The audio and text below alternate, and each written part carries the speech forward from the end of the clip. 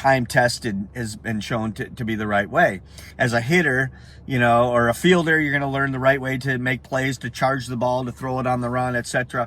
As hitters, you're going to break kids of the habit of stepping in the bucket, what we call it. So if I'm a right-handed hitter and I'm striding in my swing, my left foot, my front foot, should go towards the pitcher, not towards the third base dugout, right? That's kind of something you pick up on when you're little, because you're afraid of the ball a little bit and you are getting the heck out of the way, right? And that's something that usually, if you go into high school coach will work on that and make sure that you're not doing that anymore. But there's a lot of white kids who didn't go to high school either, but now they're in the minors and they're going to teach them how to do that. A lot of the black kids didn't have good coaching ever, right? Guys would play some semi-pro ball, let's say, and then get discovered by a Negro League team.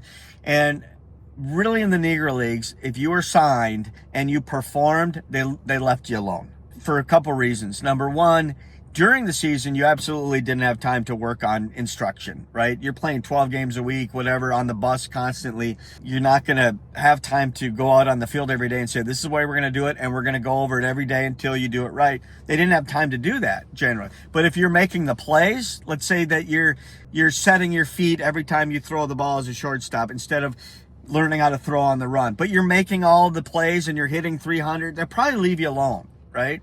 And if you don't, hit and you're not making the plays, they'll just cut you.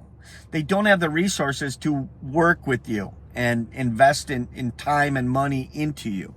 The guys in the Negro Leagues who were generally had the best mechanics were, number one, guys who did go to like integrated high schools. Guys like Chet Brewer, double Duty Radcliffe, and his brother Alex, guys like that. And then guys who went to historically black colleges, like Buck O'Neill finished 8th grade in Florida. I can't remember the town, but there was no high school that would accept him at that time, a black, student. But he ended up going to Edward Waters College, an historically black college, and finished his high school curriculum, but also played, sports, college sports, baseball, with, adults basically, but he had good coaching. And so you always hear, his mechanics were beautiful, great at first base, great hitter, et cetera, like that. So there's a lot of Negro Leaguers that didn't have that opportunity. And so it's really kind of amazing how well they did not having the instruction at a young age and at an advanced age. And still, Negro League teams, when they played major league teams, they won a majority of the games, in the exhibitions in the offseason. And who knows how great a lot of these guys could have been if they had good coaching at a young age. Bill on second.